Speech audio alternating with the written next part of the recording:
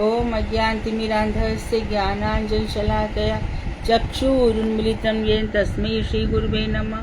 नमो महावदन्याय कृष्ण प्रेम प्रदायते कृष्णाय कृष्ण चैतन्य नामने गौरतुषे नमः।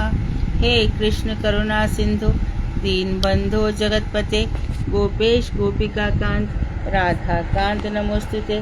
तप्त कांचन गौरांगी राधे वृंदावनेश्वरी विश्वभानुसुते देवी प्रणमामि हरिप्रिये।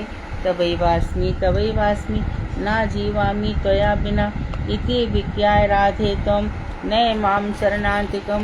गुरुवे गौरचन्द्राय राधिकायै तदालय कृष्णाय कृष्णभक्ताय सद्भक्ताय नमो नमः। वाञ्छाकल्पतरुभ्यश्च कृपा सिन्धुभ्येव च पतितानां पावनेभ्यो वैष्णवेभ्यो नमो नमः। श्री कृष्ण चैतन्य प्रभु नित्यानंद श्री अद्वैत गदाधर शिवासादि श्री गौर भक्तवृंद। हरे कृष्ण कृष्ण कृष्ण हरे हरे, हरे राम राम राम हरे हरे।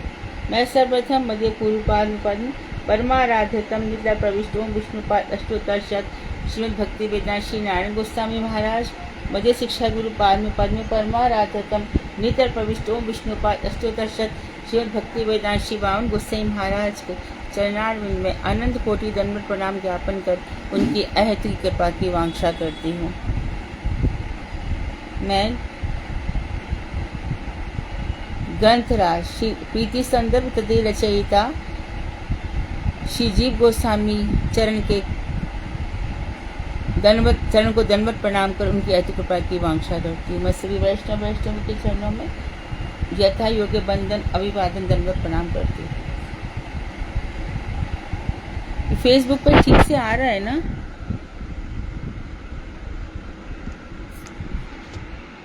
राधिका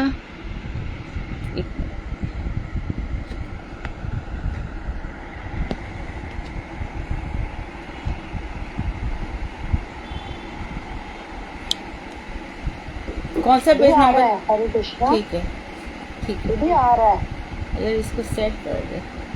कौन सा पेज नंबर है ये? वो स्ट्रेट जरा इसको सीधा रख दे। 47 अब ठीक है। अब ठीक है ना? 47 ओके।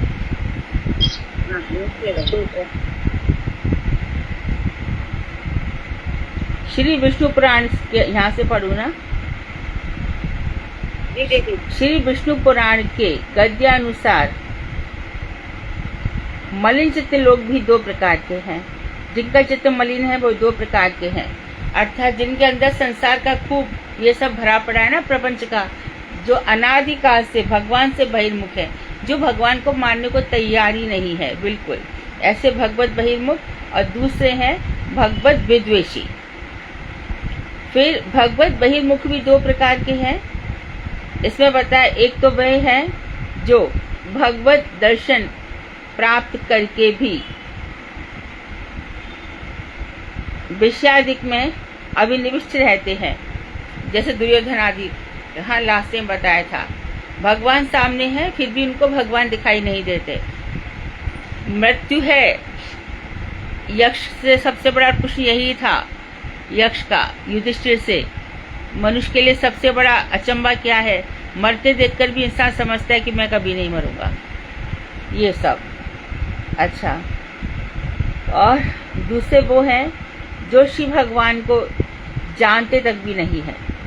एक तो विश्वास देखकर भी विश्व में इतने आसक्त रहते हैं कि भगवान को जानना ही नहीं चाहते, और दूसरे कभी भगवान के विषय में उन्होंने सोचा ही नहीं है।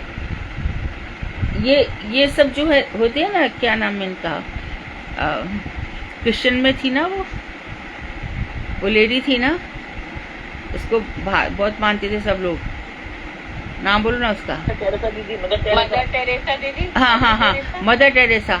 ये सबसे बड़ी भगवत विरोधी, सबसे बड़ी भगवत विरोधी।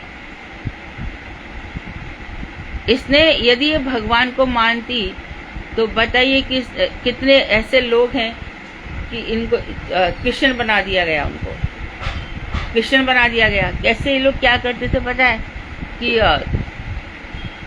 जो पत्थर का होता है ना, उसकी तो मूर्ति बना देते थे और अपना जो क्रॉस चिन्ह है वो लकड़ी का एक ऐसी कोई पतली सी चीज का बना देते थे और कहते थे कि देखो कृष्ण तुम्हें बचा नहीं पाएंगे। कैसे? पत्थर की मूर्ति रख दी ऐसे बना के, देखो देखो डूब गई और हमारा देखो ऐसे तैर रहा है। और इसने मानवतावाद पे जोर दिया, अच्छे इंसान बनो और अच्छाई से रहो, सबसे प्रेम करो, ये सब सिखाया। और किसी को भी ये नहीं सिखाया कि भगवान का भजन करना चाहिए। तो इसको सिखाने पर भी यदि तेरे अंदर मानवता थी तो दूसरे का धर्म की ओर भ्रष्ट कर रही है। सबसे बड़ी मानवता ये है कि तुम दूसरे के धर्म की रक्षा करो। तो ऐसी बहुत सी चीजें उसके अंदर थी। तो ये लोग भगवान को जानते तक भी नहीं है, यही वही लोग हो गए।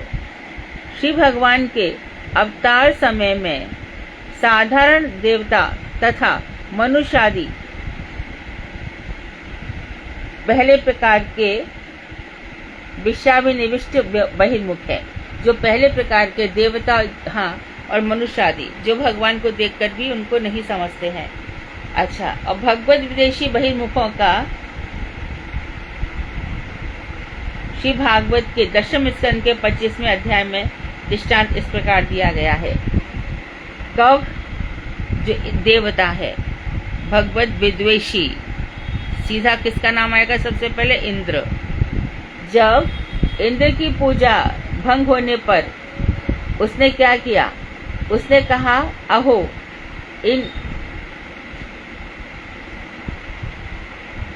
इन वनचारी गोपों को इतना घमंड है ना, वनवासियों को इतना घमंड, इतना धन का मद,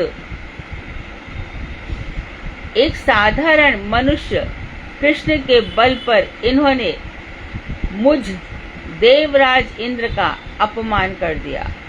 और यहाँ इंद्र भगवत विदेशी बहिर्मुख है और भगवान श्री कृष्ण को जानता भी नहीं है। श्रुतियों ने भी स्तुति करते हुए श्री भागवत में कहा है, दशम स्कंद के 87वें अध्याय में, इंद्र को जब पूजा इत्यादि सब विधि विधान से चल रहे थे तो हर साल ही पूजा होती थी। इस साल भी पूजा हुई। इस बार श्री कृष्ण 7 वर्ष के हो गए हैं। 6 वर्ष तक उन्होंने कुछ भी नहीं कहा है। माता पिता की चीज में सहयोग दिया है, साथ दिया है। इस 7वें वर्ष में क्योंकि भगवान अब पौगंड लीला कर रहे हैं, बाल लीला से बाहर आए हैं और 1 वर्ष तो उनका वहां निकल गया वन लीला में, तो 6 वर्ष हो गए। 6 वर्ष के बाद ये 7वें वर्ष में आ रहे हैं।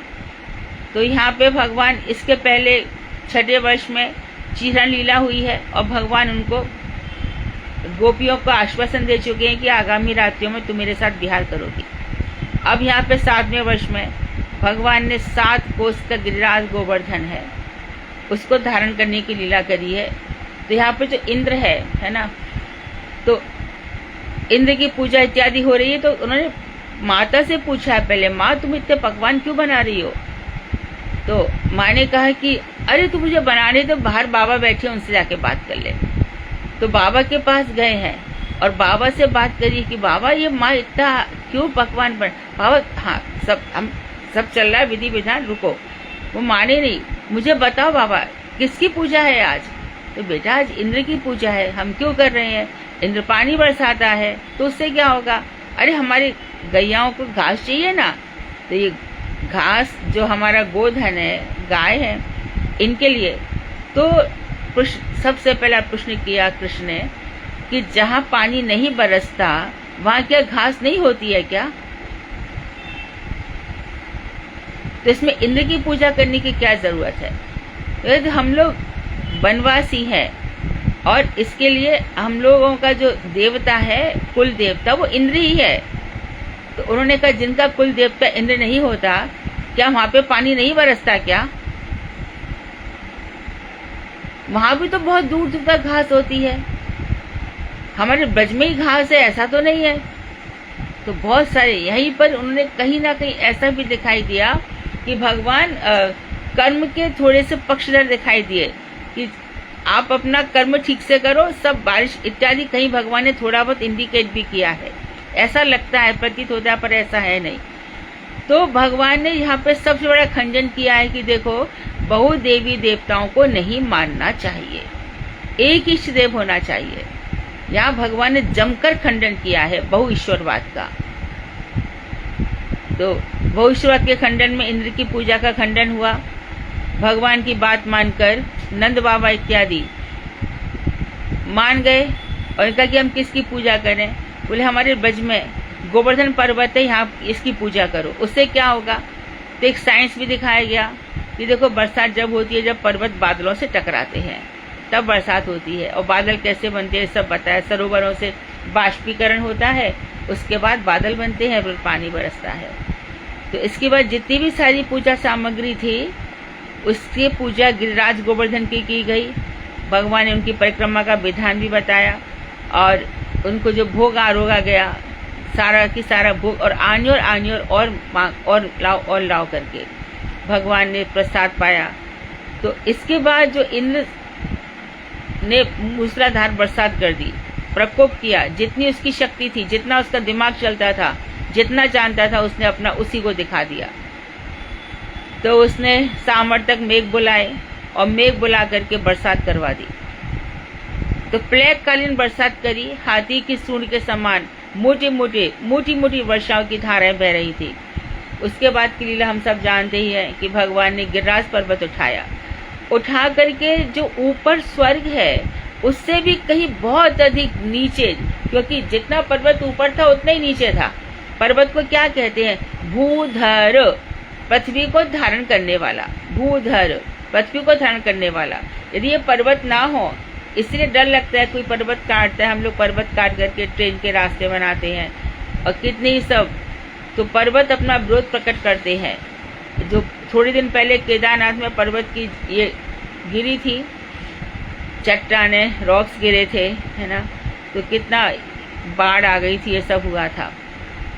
पर्वतों में भी जान होती है, ऐसा अहिल्या के उद्धार से हम ये सब समझ गए। तो किसी किसी को पत्थर की योनि भी मिल जाती है, ये सब भी यहाँ पे सीखना चाहिए। तो इंद्र ने बहुत बड़ी गलती करी थी।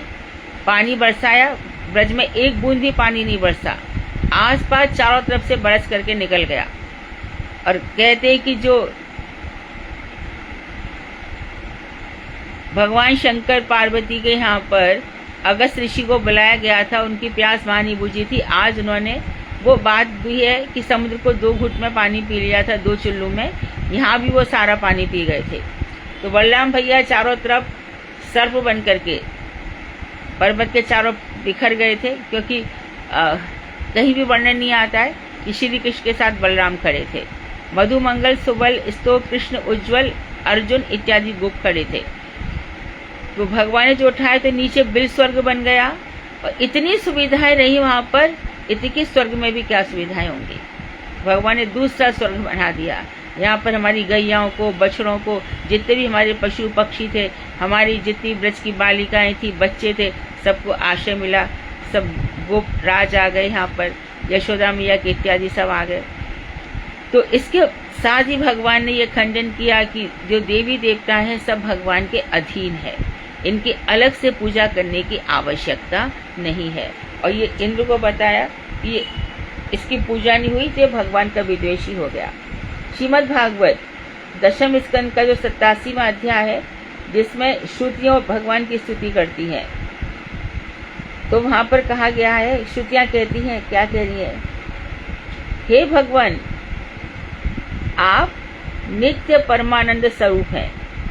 जो व्यक्ति एक बार भी आपके चरणों में, आपके अपने मन को आपके चरणों में निविष्ट कर देते, एक बार भी, या एक बार की भी, देखो एक बार भी ऐसा है, जैसे कि भ्रमर गीत में गोपियां कहती हैं, सकरधर सुधाम श्याम मोहिनीम पायेत्वा।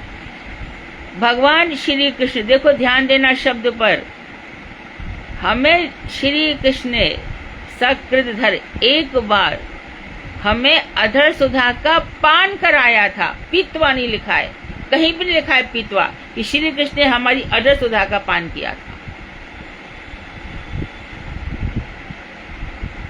हमने पिया था। अच्छा, ये जो चीजें हैं, हमारे से व्यक्ति को तो समझ भी नहीं आएगा कि अधरसुधा होती ही क्या है ना। ये तो दिव्य वस्तु है, दिव्य, और वहां पर अंग अंग से अनुराग, प्रणय, स्नेह ये सब टपक रहे हैं। तो वहां पर दिव्य भक्ति का रसास्वादन है। वहां पर अधरसुधा को ऐसा मानना चाहिए, अनुपम भक्ति उसका रसास्वादन है। तो हमने श्री कृष्ण को अनुपम, श्री कृष्ण को क्या कह रही है गोपियां, उन्होंने, हमने श्री कृष्ण के सुधा रस का हमने पान किया था। क्यों? सख्त एक बार भी सुधा रस पान करा करके वो ब्रज में चले गए। गोपियों चाहे कितना भी कर, उनको एक बार ही लगता है। और एक बार का देखो, अनावृत्ति शब्दात, अनावृत्ति शब्दात, वेदांत कहते हैं कि अरे भगवान का अजामिल ने एक बार नाम ले लिया ना, अब क्या जरूरत है, हो गया हमारा, अब जरूरत नहीं है भजन करने की, एक बार लेने से बैकुंठ चला गया। नहीं भाई, ये निश्चित है कि बैकुंठ जाएगा, लेकिन एक बार उसको क्या हुआ है कि उनके दर्शन हो गए हैं। जो देवता है, विष्णु दूत है, विष्णु दूत के उसके दर्शन हो गए हैं, इससे उसका चित्त शुद्ध हो गया है। अभी हमारा एक बार नाम लेने से चित्त की शुद्धि उतनी प्रकार से नहीं हुई है, ये ध्यान रखना पड़ेगा। चित्त शुद्ध हुआ है, ठीक है, तो अब बार बार रसपान करना पड़ेगा, अनावृत्ति शब्दात, अनावृत्ति शब्दात, क्योंकि बार बार श्रवण करना पड़ेगा, बार बार स्मरण मनन चिंतन करना पड़ेगा, एक बार से नहीं होगा। ये जो वेदांत है इसका अंतिम सूत्र यही है, शब्दात अनावृत्ति, उसकी बार बार फ्रिक्वेंसी होनी चाहिए, बार बार सुनाया जाना चाहिए।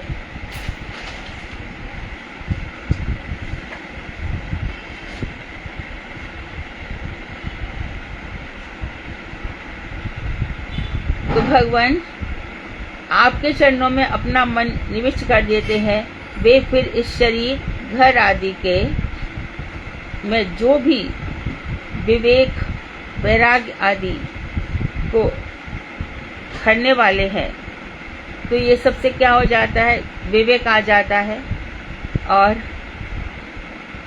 वैराग आ जाता है, फिर वो शरीर गेह आदि में कभी नहीं फंसते। ये सब बातें कही गई हैं भागवत में। यह श्लोक प्रथम प्रकार के बहिर्मुख लोगों के संबंध में है। इसको देखते हैं। हे भगवान, आप नित्य परमानंद स्वरूप हैं। जो व्यक्ति एक बार भी अपने मन को आपके चरणों में निविष्ट कर देते हैं, वे फिर इस शरीर गेह आदि में जो विवेक, वैराग्य आदि के हरने वाले हैं, कौन? आपके चरण, तो उसमें कभी नहीं फंसते इत्यादि। तो प्रथम प्रकार के बहिर्मुख लोगों के विषय में है। जब इंद्र का मान भंग हो गया, तब ब्रजवासियों का वह कुछ भी नहीं बिगाड़ पाया। तब श्री भगवान ने इंद्र को लक्ष्य करके कहा, भागवत दशम स्कंद 27वां अध्याय, भगवान कह रहे हैं, जो व्यक्ति ऐश्वर्य और धन संपत्ति के मद से अंधा हो जाता है, वह मुझ काल रूप परमेश्वर को नहीं देखता कि मैं हाथ में दंड लेकर उसके सिर पर सवार हूँ। जो धन के मतवाले, अच्छा, धन के मतवालेपन का भगवान ने इंद्र को ही दंड लेने की बात कही, ऐसा नहीं है। यदि आप श्रीमद् भागवत का 8वां अध्याय खोलो तो उसमें नल कुंवर और मणिग्रीव को जो नारद जी ने डांटा है धन के मत पर, इस धन पर तू जो घमंड करता है, वहाँ भी धन के अभिमानियों की बड़ी दुर्दशा बताई है, और यहाँ भी भगवान ने इंद्र को डांटा है। तो मैं जिस पर अनुग्रह करता हूँ या करना चाहता हूँ, उसे ऐश्वर्य धन संपत्ति से भ्रष्ट कर देता हूँ। तू मेरे अनुग्रह का पात्र नहीं है। दारा सुत लक्ष्मी पापी के भी होए, और संत समागम हरि कथा यह दुर्लभ है। तो पापियों के घर में भी होती है दारा सुत लक्ष्मी। ये धन जिसके पास आ गया, कुछ कर धन, एक तो धन से मतवाला हो जाता है, हमेशा ये सोचेगा कि कल मेरा क्या होगा, ये धन चला गया तो हाय रे हाय मैं कैसे जीवित रहूंगा, हाय रे हाय मैं बीमारी पड़ा रहूंगा, अरे उस समय कौन मेरी धनी मेरी रक्षा करेगा। ये सब उसके दिमाग में फालतू के फिजूल, और ऐसे लोगों को ऐसा ही होता भी है, ऐसे ही होता भी है।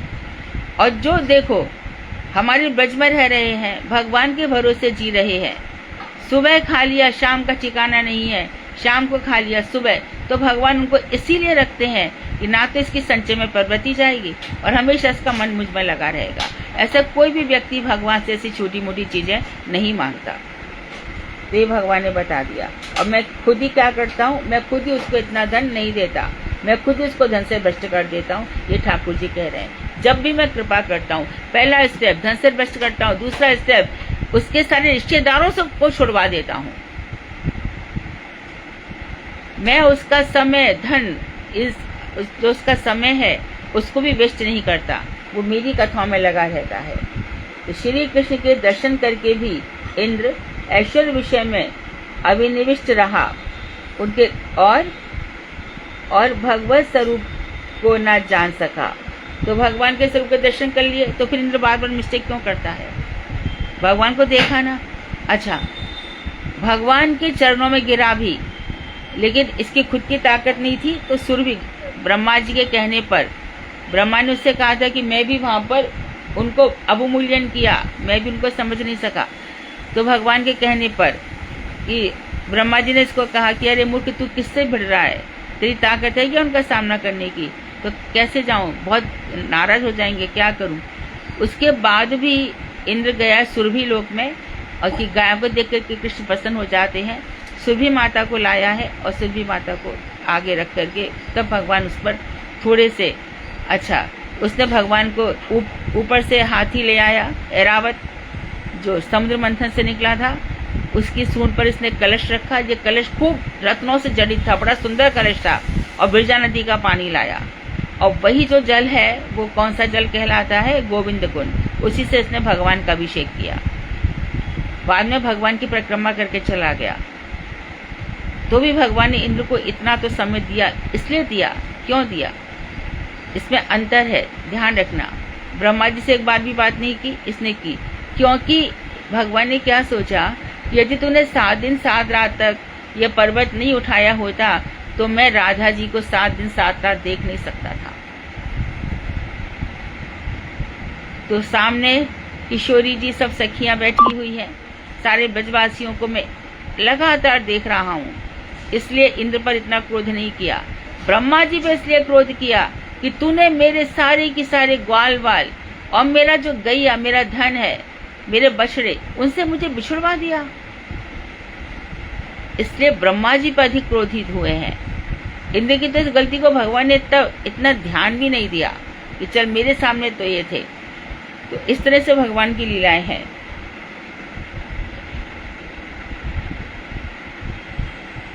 श्री कृष्ण के दर्शन करके भी, और देखो इंद्र ने फिर से कैसी गलती करी। उसके बाद फिर सत्यभामा गई है, वहां से पारिजात वृक्ष ला रहे हैं भगवान, नहीं लाने दिया ना, लड़ पड़ा उनसे। इंद्र उनके साथ और उनके भक्तों के साथ बार बार ऐसे ऐसे करतूतें करता रहता है।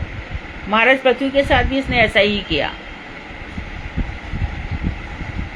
उनका घोड़ा ही चुरा लेता था बार बार। इंद्र ऐश्वर्य विषयों में अभिनिविष्ट रहा, भगवान के दर्शन करता है लेकिन उसको वैराग्य नहीं होता। वो स्वर्ग में जितनी अप्सराएं उनके भोग में लगा रहता है।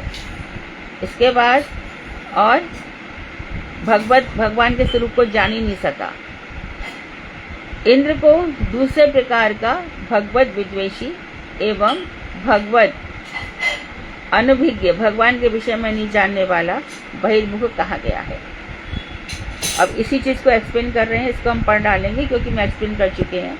उसी का सार है, जब श्री भगवान धराधाम पर अवतीर्ण होते हैं तब शुद्ध अशुद्ध चित्त वाले लोग और बहिर्मुख तथा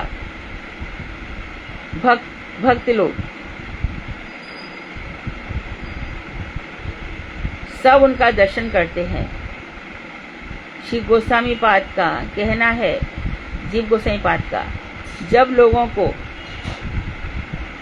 जो दर्शन होता है वह दर्शन वास्तव नहीं होता, वह दर्शन आभास होता है। दर्शन होता तो हो जाता ना, इंद्र को दर्शन हुआ लेकिन आभास जैसा हुआ है। शिव भगवान अपनी योग माया के प्रभाव से सबके सामने अपने को स्वरूपतः प्रकाशित नहीं करते, पूरा की पूरा। इसमें पानी भर देना। सर्वव्यापक होते हुए भी अवतार के समय को छोड़ करके भगवान का दर्शन सुलभ नहीं है।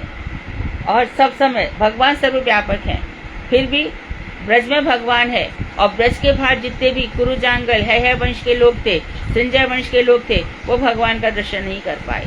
अरे इसको कालजवन को नहीं समझ में आया, जरासन को नहीं समझ में आया, ये सब लोग नहीं समझ सकते, जबकि भगवान का पूर्ण अवतार हुआ है उसके बाद भी। इसी तरह से भगवान श्री राम के समय भी ये रावण इत्यादि खरदूषण ये सब भी भगवान को समझ नहीं सके। इतना आसान नहीं है। अवतार के समय भी भगवान सुखदायी, मनोरम तथा मंगलमय होते हुए भी जो बहिर्मुख हैं, संसार में फंसे लोग हैं और जो भगवान से द्वेष करने वाले हैं, उन्हें भगवान दुखदाता, भयानक तथा शत्रु ही लगते हैं। उनको भगवान क्या लगेंगे कि दुखद है, बड़े दुख देने वाले हैं, क्योंकि उनके जो ऐश्वर्य है, उनके जो सुख सुविधा है, भगवान काल यवन इत्यादि को ये लोग आते हैं ना, ये इनको इतना ज्यादा भोग करना है संसार में। ये चाहे तो रावण जैसे लोग, सूर्य चंद्रमा सब इनके वश में चले। भोग की सीमा इतनी अधिक है। अमेरिका में देखो कितना भोग है, कितना भोग है। भोग की कोई सीमा ही नहीं है। रोज नए आविष्कार करते हैं, रोज नई चीजें बनाते हैं। अच्छा, रोगों को भी सोचते हैं कि हम शांत कर लेंगे, पर कहाँ हो पाता है। तो उनका पूरा समय इसी में चला जाता है। Eat drink and be merry, रोज नई नई शराब बना लेते हैं, कितने तरह के उनके ड्रग्स बन जाते हैं, कितने ही प्रकार के। और इस तरह से जो सोने सा जीवन है, मनुष्य जीवन, वो क्योंकि इनको भोग की प्रवृत्ति है, इसलिए इनका जन्म भी वहीं पर होता है, इसलिए उन्हीं विचारधाराओं में रह जाते हैं। तो भगवान इनको शत्रु ही लगते हैं। कंस को क्या हुआ, मैं मरूंगा नहीं, मेरे को अरे तू कोई मार सकता है मुझे, बस भगवान से शत्रुता कर ली। अरे मरेगा तो सीधे एक न एक दिन, इसमें परेशान क्यों हो रहा है।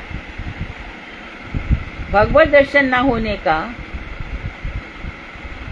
मूल कारण है चित्त की मलिनता। मलिनता का मूल कारण है वैष्णव अपराध अथवा भगवान के प्रति सीधा अपराध। जब तक चित्त शुद्ध नहीं होता तब तक उसमें श्री भगवान की प्रकाशित होने की इच्छा शक्ति विकसित नहीं होती। हम में से कितने लोग चाहते कि भगवान हमारे हृदय में प्रकाशित हो। सच्चे से देखो तो पता चलेगा। हाँ, चाहते तो हम यही है कि बस जीवन हम यहाँ से मर जाएं, वैकुंठ धाम की प्राप्ति हो जाए। मरना तो पड़ेगा, भगवान हमें बीमार ना करें, भगवान हमें सुख संपत्ति से रखें। भगवान ना हो गए, हमारे बाप के नौकर हो गए। ये जो चीजें हमारे मन में आती है ना, ये इच्छाएं आए चाहे ना आए, भगवान को जो देना होगा वो देंगे ही, और जो लेना होगा वो लेंगे ही। हमारी सोच से कुछ भी नहीं होता। हमें तो भागवत में बताया गया है कि महाराज अम्बरीश के समान बनो, महाराज चित्रकेतु के समान बनो। अरे बड़े बड़े राजा हुए, क्या सुख मिला इनको। परीक्षित महाराज, क्या सुख मिला। महाराज परीक्षित कितना व्यवस्था कर दी, पूरी की पूरी कर दी कि नहीं। जन्मेजय ने, उनके बेटे ने, एक जगह ऐसी नहीं छोड़ी जहां पर तक्षक सांप घुस सके। और तक्षक चला भी है वहां से। तो उस वेद ब्राह्मण को भी भेजा गया, और ब्राह्मण ने देखा, ये देखे तक्षक क्या करता है। तो ब्राह्मण की परीक्षा लेने के लिए जिस वृक्ष को तक्षक ने काटा था, ब्राह्मण ने उसको पुनर्जीवित कर दिया। ठीक है, तुम जाओ, तक्षक काटेगा और तुम यहाँ से चले जाना। तक्षक समझ गया, और जो शाप है वो तो झूठा हो नहीं सकता, तक्षक ने कहा ब्राह्मण जो है वो तो धन के लोभी होते हैं, उसको इतना सारा धन दे दिया, तो चला जा वापस, जन्मेजय तुझे क्या धन देगा जो मैं देता हूँ। तो तक्षक आ गया, एक फूल के आकार में पहुंचा, या कोई कहते हैं कि वो ब्राह्मण बन करके आया, ऐसी बात आती है, और डस गया। अब बाद में जन्मेजय ने सर्प सख्त कर डाला, कितने ही सारे इसने सर्पों को मार डाला, और फिर तक्षक जाके छुप गया इंद्र के सिंहासन के नीचे। तो जो ऋत्विज थे उन्होंने कहा कि जन्मेजय तक्षक तो नहीं आ रहा है, बहुत सारे सर्प आकर इसमें गिर गए। बोले क्यों नहीं आ रहा है? बोले इंद्र का सहारा लिया है, इंद्र का आश्रय लिया है। अरे इंद्र के सिंहासन को भी गिरा दो। इंद्र का सिंहासन जैसे ही गिरने लगा वैसे ही फिर बृहस्पति जी आए। उन्होंने कहा कि देख, जो मृत्यु है वो अवश्यंभावी है, तुम ऐसा क्यों कर रहे हो? तो उनको रोका है। उसके बाद तो शिव भगवान की प्रकाशित होने की इच्छा शक्ति विकसित नहीं होती कि हमारे हृदय में भगवान से कितनी कथाएं सुनाई, और खुद परीक्षित मतलब गर्भ में जिसने मेरी रक्षा की थी, मां सब में परीक्षा करते थे। विष्णुराज भगवान विष्णु के द्वारा जिनकी रक्षा की गई थी,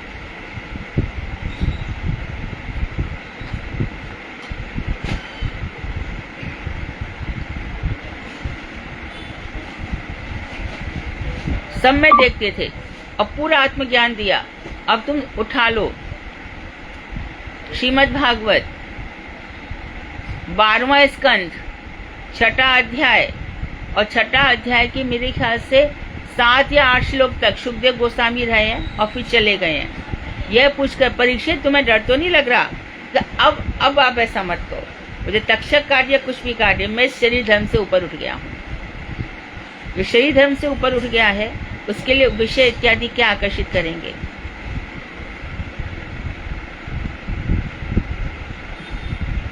उपयुक्त अंश में बहिर्मुख तथा भगवत विद्वेषी मलिन चित्त लोगों के लिए इंद्र एवं शिशुपाल का दृष्टांत दिया गया है। शिव भगवान के सामने साक्षात रहते हुए भी उनके क्लेश दूर नहीं हो गए। उन्होंने शिव भगवान से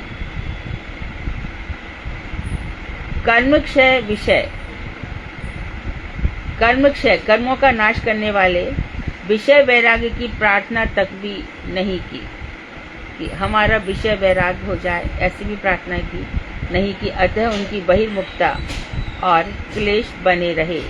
यही कारण है तो भगवान से प्रार्थना तो करते कि हमारे कर्म बंधन को नष्ट कर दीजिए, जो हम बार बार प्रपंच में आ रहे हैं।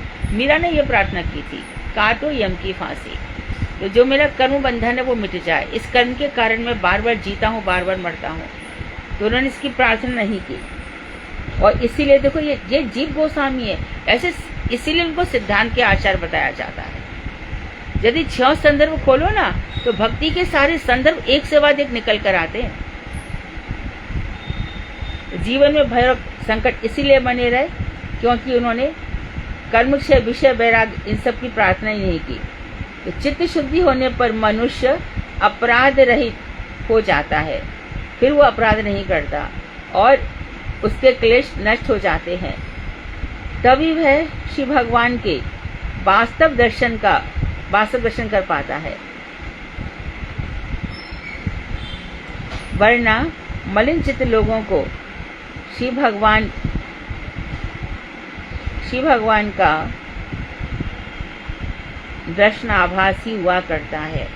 देखा है लेकिन देखा जैसा नहीं हुआ है।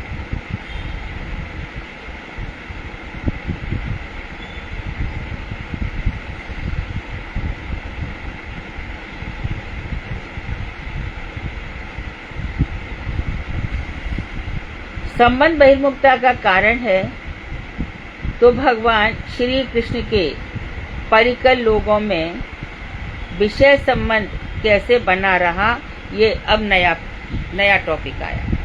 नया टॉपिक ये आया कि संबंध बहिर्मुखता का कारण है। एक लाइन आ गई।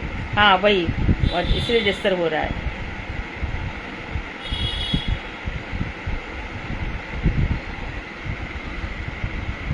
ये कहाँ पर ये लाइन? दीदी आगे के पेज में है, नीचे अनुवाद लिखा है ना लास्ट में। यहाँ यह भी हाँ कहा दिख जा गया, सकता हाँ है। हाँ मिला।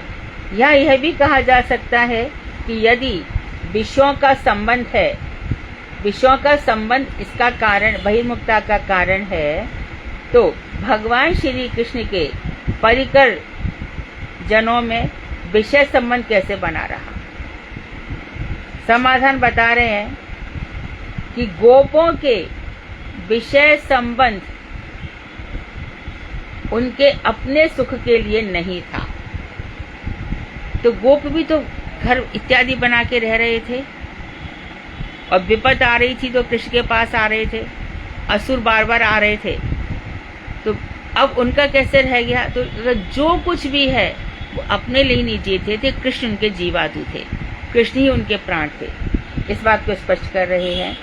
वह श्री कृष्ण की सेवा संपादन के लिए ही उनका जीवन था, जो संबंध था, जैसा कि भागवत में खुद ब्रह्मा जी ने कहा है, भगवान श्री कृष्ण के प्रति कहा है, हे देव।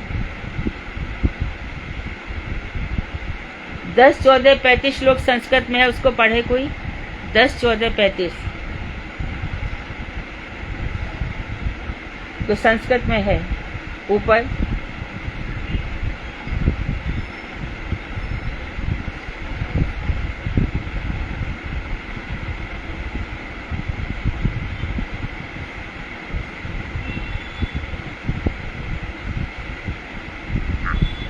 मिला? हरे कृष्णा दीदी बहन प्रणाम जी, मिला। हाँ पढ़ो। इसमें लिखा है दीदी, श्री गोपानांतो विष्णु न स्वार्था किंतु तत्सेवोपयोगार्थ एव यथा। आगे और लिखा है, ये इसी के शायद, यथा मात सुहर्त क्रियात्म तनयन प्राणाशयात्म स्तोत्रते। अच्छा, तो ये श्लोक है भागवत का, जिसका अर्थ है श्री ब्रह्मा जी ने श्री भगवान श्री कृष्ण के प्रति कहा कि हे देव, इन गोप ब्रजवासियों के घर, संपत्ति, प्रियजन, पुत्र तथा प्राणों के एकमात्र आश्रय आप हैं।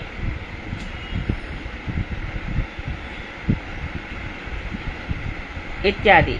अर्थात उन गोपों का सब कुछ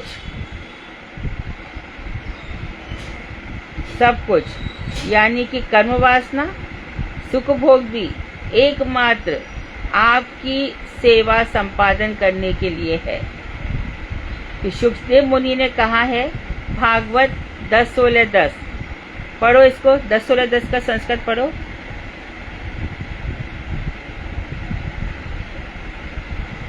हरे कृष्णा दीदी, इसमें शायद ये एक ही पंक्ति है या आधी पंक्ति, कृष्णे अर्पितात्म सुहृदर कल्त्राकामः इति। ये 10:16 का है ना।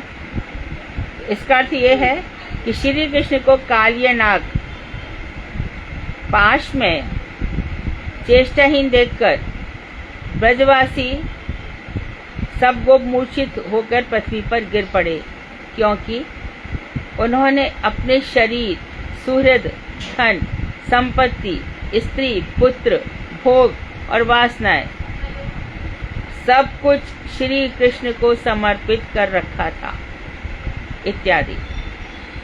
अब यदि तो संबंध होने पर तो ब्रजवासियों का तो संबंध देखा जाता है, ये सारा संबंध इनका कृष्ण के साथ ही है, ये स्पष्ट कर रहे हैं। तो श्री कृष्ण के लिए ही। अब देखो, जब कालिय मर्दन हुआ तो कालिय ने अपने पास में भगवान को ले लिया था, और जब कालियनाग की पत्नी आई है तो भगवान कालिय के साथ उनका युद्ध चल रहा है, कभी वो छोड़ रहे हैं, कभी पास में बंध रहे, लीला कर रहे हैं उसके साथ।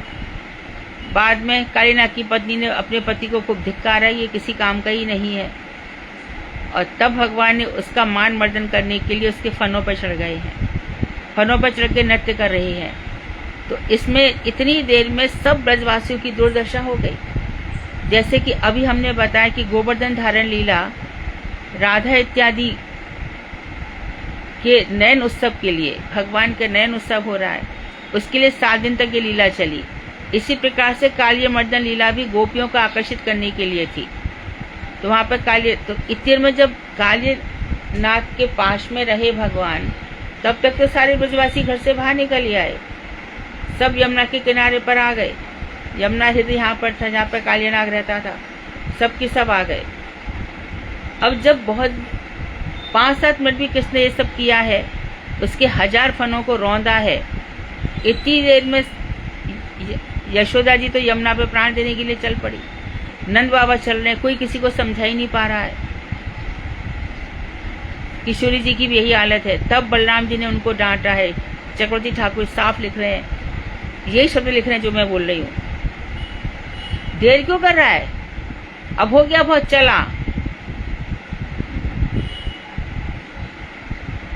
तब आगे ये भी लिखा है कि 2 बातें देखी जाती हैं कि श्री कृष्ण का वस्त्र का जरा भी एक हिस्सा गीला नहीं हुआ था, ऐसा सूखा ही रखा था।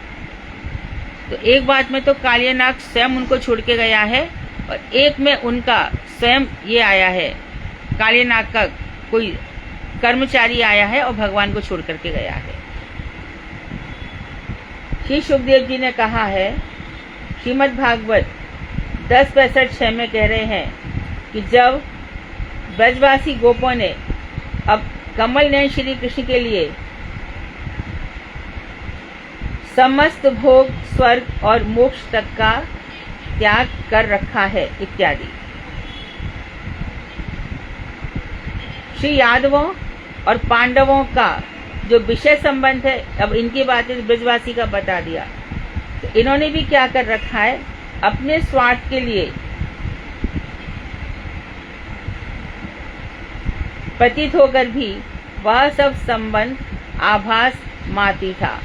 तो अपने स्वार्थ के लिए हो रहा है, इसको स्पष्ट कर रहे हैं कि जो इनका था यादवों का, अर्थात मथुरा आ गई, वसुदेव इत्यादि जो यादव हैं वो गोप जाति के लोग हैं, ये यदुवंशी हैं वसुदेव इत्यादि, और पांडव वंशी, इनका जो विषय संबंध है वो थोड़ा अपने स्वार्थ के लिए भी है, ब्रजवासियों के लिए जैसा नहीं है। तो ऐसा प्रतीत होकर भी वह सब संबंध आभास मात्र ही था, मतलब उतना गहरा संबंध नहीं माना जाएगा। श्री सुखदेव जी ने कहा है 10:90 में, यदुवंशियों का चित्त इस प्रकार भगवान श्री कृष्ण में लगा रहता था कि उन्हें सोने, बैठने, घूमने फिरने, बोलने, खेलने और नहाने धोने आदि कार्यों में अपने शरीर की सुध नहीं रहती थी। वे नहीं जानते थे कि उनका शरीर क्या कर रहा है। उनकी समस्त शारीरिक क्रियाएं यंत्र की भांति अपने आप होती रहती थी। अब इसको और स्पष्ट करेंगे, ये सब जो प्रसंग है ना, इसको विस्तार से बताएंगे नेक्स्ट टीका में। अब श्रीमद् भागवत के यहाँ पर सूत जी कह रहे हैं प्रथम स्कंद के 12वें अध्याय में, हे शौनक, राजा युधिष्ठिर के प्राप्त भोगों की ऐसी सामग्री थी कि जिसके लिए देवता गण भी लालयित होते रहते थे, परंतु जैसे भूखे मनुष्य को भोजन के अतिरिक्त गंध, पुष्प, माल आदि अन्य पदार्थ अच्छे नहीं लगते हैं, वैसे उन्हें श्री भगवान के सिवा दूसरी कोई भी भोग सामग्री नहीं सुहाती थी। ये युधिष्ठिर इत्यादि का है। इस प्रकार पांडवों की जो विषयासक्ति है उसका निषेध किया गया है। तो यहाँ पर पांडवों की विषय शक्ति का भी निषेध किया गया। तो संबंध के कारण बोले कि इन सब का भी संबंध था, पर इन सबका संबंध कृष्ण के साथ था, कृष्ण के लिए था। कितने सुंदर प्रसंग है ये। तो उसके बाद देखो 13वें अध्याय में कहा गया है कि पांडव गृहस्थ के काम धंधों में ऐसे रम गए कि वे यह भूल गए कि उनका जीवन मृत्यु की ओर जा रहा है। देखते देखते वह ना टलने वाला मृत्यु समय आ पहुंचा। इस प्रकार उनकी विषयासक्ति का उल्लेख क्यों किया गया है? इस प्रश्न के उत्तर में कह रहे हैं, इस शंका का समाधान यह है कि इस श्लोक में जहत लक्षणावृत्ति के कारण, अर्थात अभिधा छुपा के कह रहे लाक्षणिक अर्थ। जैसे कि लाक्षणिक अर्थ क्या होता है? जत लक्षणा। जैसे किसी ने कहा गंगायाम घोषः, गंगा में घर है, पर घर तो गंगा में नहीं होता। इसका अर्थ है कि गंगा के समीप घर है। तो इस बात में अभिधा ना कह गए कि लक्षणावृत्ति के हिसाब से कह रहे हैं कि धृतराष्ट्र आदि के विषयों में आसक्त रहने की बात कही गई है, ना कि युधिष्ठिर आदि पांडवों की। अर्थात जो बात कही जा रही है पांडवों में, धृतराष्ट्र आदि को समझना चाहिए, युधिष्ठिर आदि को नहीं। इस श्लोक के परवर्ती श्लोक में स्पष्ट ज्ञात होता है कि श्री विदुर जी ने अपने बड़े भाई धृतराष्ट्र को ही लक्ष्य कर उन्हें ग्रह विषयासक्ति त्याग कर घर से निकल जाने की शिक्षा दी थी। यह शिक्षा पांडवों के लिए नहीं थी, क्योंकि वे तो पहले से ही विषयासक्ति से मुक्त थे। ठीक है, और उनका मन एकमात्र भगवान श्री कृष्ण में निविष्ट था। तो धृतराष्ट्र भगवान श्री कृष्ण आए दूत बनकर और कहा कि देखो धृतराष्ट्र, ये ठीक नहीं है, तुम ज्यादा मत दो, 5 गांव ही दे दो। लेकिन उस मोह के कारण वो इतना मूर्ख था, उसने कहा, तो दुर्योधन बीच में ही बोल पड़ा और बोला कि 5 गांव की बात तो दूर है, मैं सुई की नोक के बराबर भी जमीन नहीं दूंगा। चले गए कृष्ण वहां से, दूत बनकर आए थे, शांति दूत बनकर, माना नहीं उसने। फिर वही श्री कृष्ण चले गए विदुर जी के यहाँ पर। अब विदुर जी के यहाँ पर इसने बहुत सारा सामान रखा था, क्योंकि श्री कृष्ण शक्तिशाली हैं और बहुत चीजें जब ये आएंगी तो हमारे अंडर में हो जाएंगी, चलो उनको खिला पिला के वश में कर लेते हैं। कृष्ण ने उसकी तरफ ताका तक नहीं। विदुर जी के पास जाके चलेगी कि विदुर जी, मैं तुम्हारे साथ हूँ, मैं जानता हूँ कि भविष्य में तुमको यहाँ से निकाल दिया जाएगा। तो जैसे ही वहां से चले गए, विदुर जी को पता चला। विदुर जी धृतराष्ट्र को समझाने आए कि देखो पुत्र मोह में मत फंसो। श्रीमद् भागवत के इस अध्याय में ये पूरा, इसको विदुर नीति कहते हैं कि पुत्र मोह में आकर आप क्यों अपना नरक लाना चाहते हैं, यह सही नहीं है। पांडव भी आपके भाई हैं, आपको इनका भी सोचना चाहिए, आपको बराबर का न्याय करना चाहिए। ये सब बात कह रहे थे कि दुर्योधन ने कहा, तू बहुत आया हमको समझाने वाला, तो पिताजी इसको यहाँ से निकालना ही ठीक है। तो विदुर जी को निकाल दिया। विदुर जी ने फिर अपने धनुष बाण रख दिए उधर और वहां से निकल गए। निकल करके विदुर जी ने क्या किया, जितने भी तीर्थ दर्शन थे विदुर जी वहां के लिए निकल गए। पहुंचते पहुंचते जब भगवान श्री कृष्ण ने उद्धव और मैत्री जी से कहा था कि विदुर आएगा, तुम उसको मेरी सारी बात बताना। तो पहुंचते पहुंचते जब चले गए हैं तो कई धाम दर्शन करते करते फिर यमुना के तट पर आए हैं। यमुना के तट पर उद्धव जी मिले हैं। मैं कहा सब ठीक तो है, लेकिन क्या ठीक है? लेकिन कृष्ण बोले, कृष्ण तो धराधाम को छोड़कर चले गए। और क्या हुआ? महाभारत के अच्छा उसका एंड क्या हुआ? एंड ऐसा हुआ कि जो पांडव हैं वो स्वर्गारोहण कर गए, पांडव जीत गए हैं और जो धृतराष्ट्र है वो हार गया है, उसके सारे पुत्र मर गए हैं। तब वापस विदुर जी घर पर आए हैं और यहाँ पर आकर महलों में आकर के उन्होंने फिर धृतराष्ट्र को डांटा है। तो इसी विषय का वर्णन है कि कब तक विषयासक्त रहोगे। तब धृतराष्ट्र ने कहा, जिसका तुमने लाक्षागृह में जलवाया, जिनकी बहू का चीरहरण करवा कर तुम देखते रहे, उसी के टुकड़े खा रहे हो। तो कुत्तों से भी गई बीती जिंदगी है, अब यहाँ पर रहना ठीक नहीं है। अब इन विषयासक्ति को छोड़ो, यहाँ से निकल जाओ। तो ये सब बातें जो कही है वो पांडवों के लिए नहीं थी, धृतराष्ट्र के लिए थी। कहीं कहीं विशेष स्थान में श्री भगवान की लीला शक्ति ही स्वयं लीला का माधुर्य पोषण करने के लिए अपने प्रतिकूल एवं अनुकूल उपकरणों का पात्रों में लीलोपयोगी शक्ति विन्यस्त कर देती है। और कभी कभी भगवान की लीला आस्वादन के लिए खुद योग माया देवी क्या करती हैं, कभी भगवान के अनुकूल स्थितियां बना देती हैं और कभी उनकी प्रीति के प्रतिकूल बना देती हैं जानबूझ करके। क्या जरूरत थी जरासंध को 16-17 बार उसने मथुरा पे आक्रमण किया और भगवान हर बार उसको पकड़ रहे हैं, छोड़ रहे हैं, क्योंकि भगवान जानते हैं कि ये मूर्ख है। हम कौन अलग अलग मारने जाए, सारे जितने भी दुष्ट आत्माएं हैं उन सबको एक साथ ले आता है और हमारे लिए मारना आसान हो जाता है। तो भगवान ने कितने ही प्रकार की, तो कभी ये योग माया अनुकूल स्थितियां करती हैं और कभी कभी प्रतिकूल। आखिरकार भगवान को मथुरा छोड़ के जाना पड़ा। वृंदावन में माधुरी है, मथुरा में ऐश्वर्य विद माधुरी है और द्वारका में मात्र माधुरी है। रात ही रात में भगवान ने विश्वकर्मा से कहा और वहाँ पे द्वारका बन गई। प्राय करके सोने के ही वहाँ पे महल इत्यादि बने। आज भी वो उनके जो महल इत्यादि बने थे, खंजर मिलते रहते हैं द्वारका में, जब देखो जब कोई ना कोई चीज मिलती है। अभी वहाँ पर जाकर के थोड़ी बनावट देखी जाए रुक्मणी के महल इत्यादि में, तो प्राचीन अवशेष अब भी दिखाई देते हैं। तो योग माया क्या करती है, उनकी लीला उपयोगी, जैसी भगवान की इच्छा होती है वैसी शक्ति भर देती है। यथा श्री भगवान के प्रियजन लोगों में भी विषावेश आदि का आभास संपादित हुआ है, दिखाई देता है। जो भगवान के लोग हैं उनमें विषावेश दिखाई देता है। ये इतना सुंदर ग्रंथ है ना, मुझे मालूम भी नहीं था कि वास्तव में इतना सुंदर है।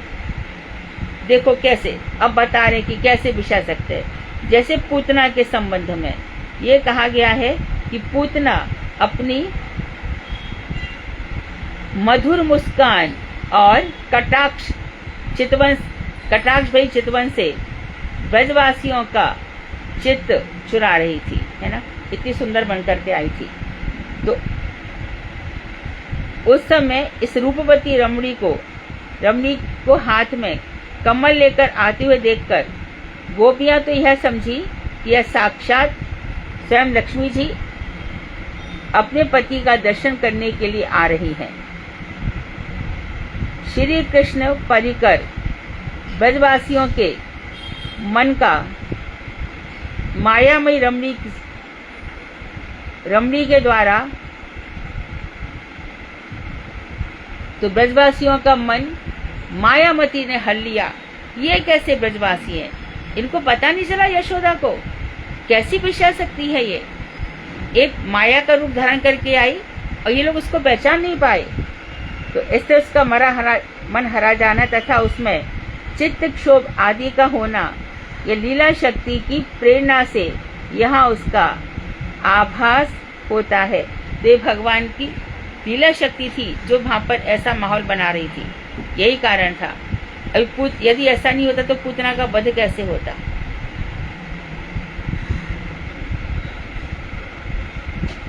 मनोहर रमणी के समान जो उसका आचरण था, बड़े प्यार से आई और लाला को उसने उठा लिया। यह लीला शक्ति के द्वारा ही पूतना में प्रकाशित हो रहा है। मनोहारी आचरण वस्तुतः श्लेष युक्त शब्द है। श्लेष है, इसमें श्लेष का अर्थ होता है एक शब्द के दो अर्थ। इसमें पूतना अर्थ का भी ज्ञान होता है और साथ ही भगवत लीला शक्ति के पूतना में मनोहारित आदि शक्ति का संचार किया गया है। तो एक तो है ही, और दूसरा जो पूतना है, तो जो लीला शक्ति थी उसने पूतना को इतना मनोहर बना दिया, उसने पूतना को इतना मनोहर बना दिया।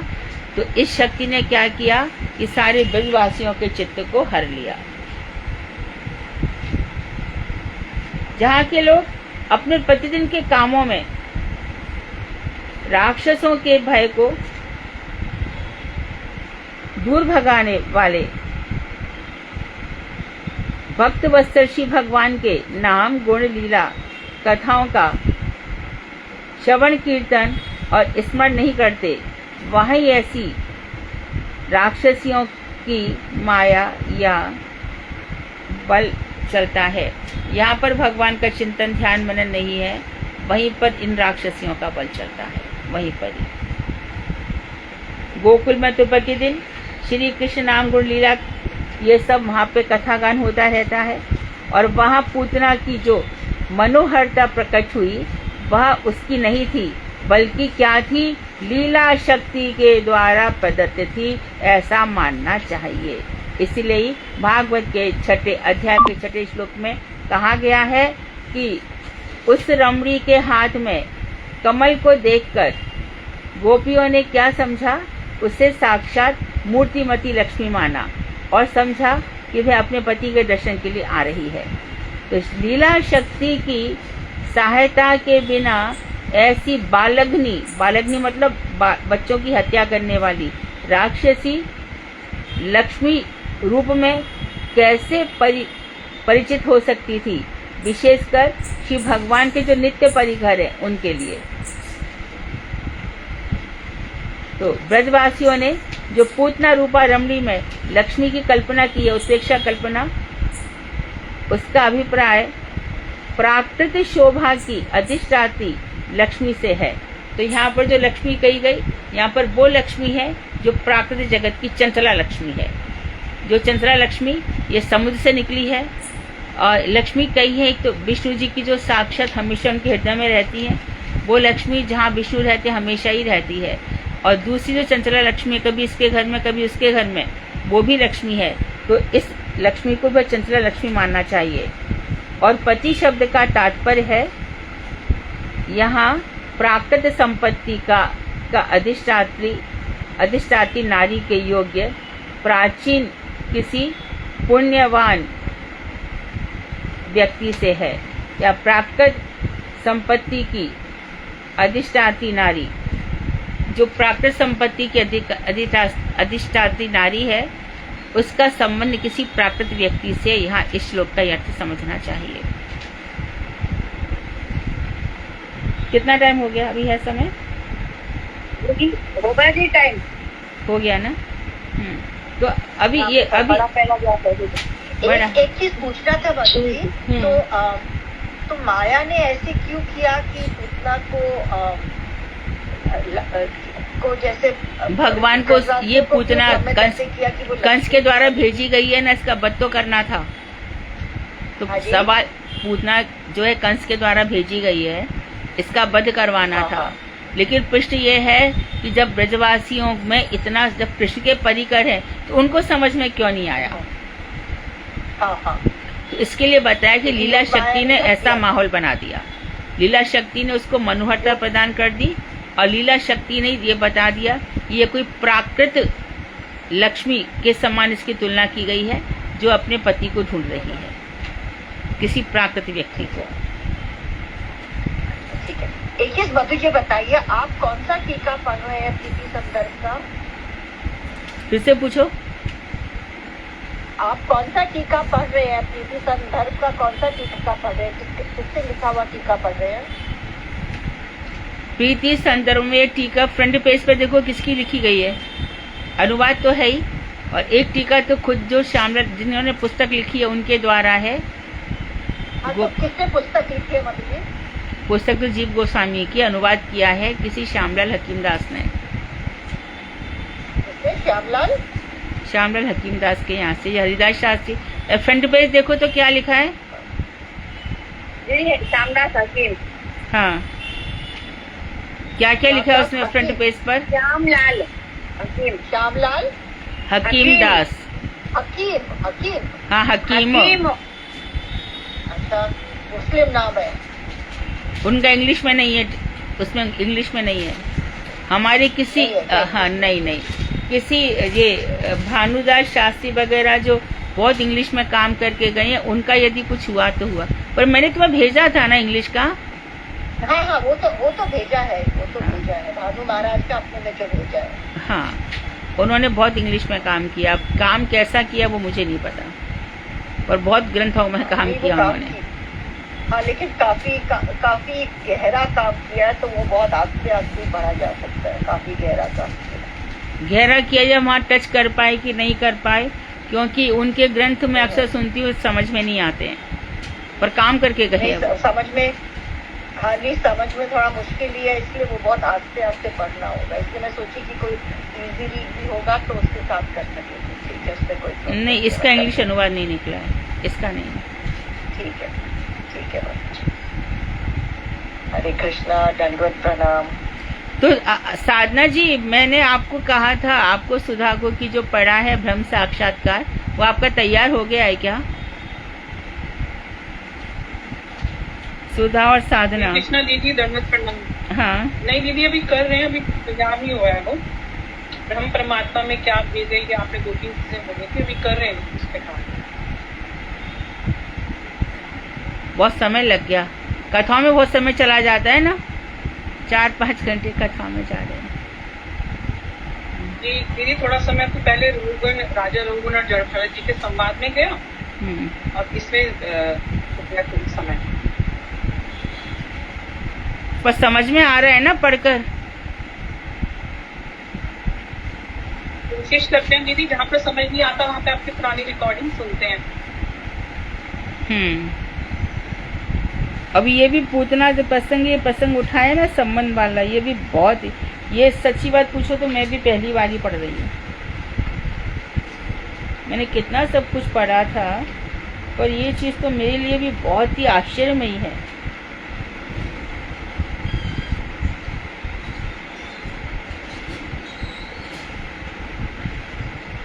दरअसल ये ऐसे चलना चाहिए ना, इसमें एक ब्रेक हो गया, फिर सीधा परसों आएगा। हम चैतन्य भागवत करने के बाद डेली इसको पढ़ लेंगे। और मैं विचार कर रही हूँ कि संडे शाम की क्लास नहीं रखेंगे। रिक्वेस्ट है कि उन लोगों को बाहर जाना होता है, और वो क्लास चैतन्य भागवत उस पर भी नहीं होती है ना, फेसबुक पे। तो संडे चैतन्य भागवत स्टॉप करेंगे, बाकी दिन रखेंगे। उसके बाद चैतन्य भागवत पूर्ण होने पर फिर हम ये प्रीति संदर कंटिन्यू करेंगे,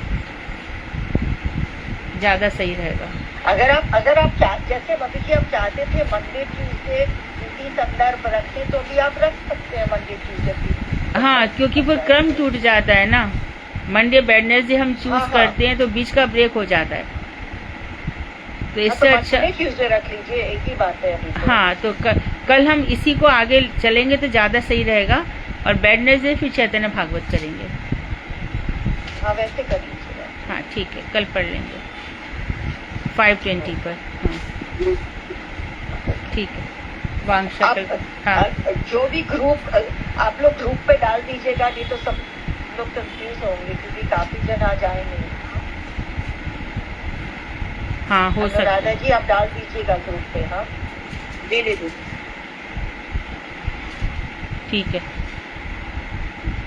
सब दरअसल दीपिका क्लासेस बहुत हो रही है ना, इतना मैनेजेबल नहीं हो रही है क्लासेस। पर हमारी 3 बजे वाली क्लास भी अब ज़्यादा नहीं बची है, हो जाएगी। देखते हैं, फिर हम वर्कआउट करते हैं इस पर। वांशा कल्पतरुवश्य कृपा सिंधु वेवच पतितानां पावनेभ्यो वैष्णवेभ्यो नमो नमः।